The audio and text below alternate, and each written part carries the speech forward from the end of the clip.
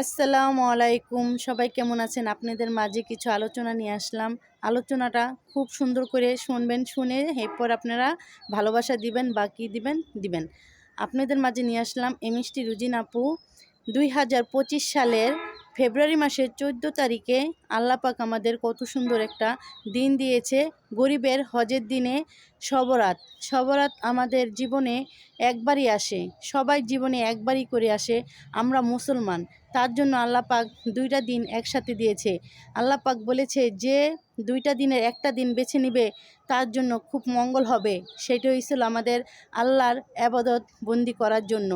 আমরা যদি আল্লাহর ইবাদত বন্দি না করি তাহলে আমরা মুসলমান না, আমরা কাফের থেকেও অদম। আর সেদিনকা আপনাদেরকে সবাইকে বলি, হাতে ধরি পায়ে ধরি, কেউ আপনারা কুপথে যাবেন না। আপনারা সবাই নামাজ পড়বেন, আল্লাহর ধ্যানে থাকবেন, আল্লাহর কাছে চাইবেন আর কান্দাকাটি করবেন। আল্লাহ কি না দিতে পারে? সব কিছু দিতে পারে। মানুষের কাছে একবারের বেশি 2বার চাইলে মানুষ রাগ করে। আল্লাহর কাছে যত চাইবেন আল্লাহ খুশি হয়, যত চাইবেন তত খুশি হয়। আপনারা তাহলে এখন কী করবেন? আল্লাহর কাছে চাইবেন, বেশি বেশি করে ইবাদত বন্দি করবেন আর আল্লাহকে খুশি করবেন। আল্লাহ বলেছে, আমাকে যত চাইবা আমি তোমাদেরকে তত দিব। আমি ভান্ডর নিয়ে বসে আছি তোমাদের যাওয়ার জন্য। তাহলে আমার কথাটা কেমন হয়েছে? ধন্যবাদ, ভালো থাকবেন, আল্লাহ হাফেজ।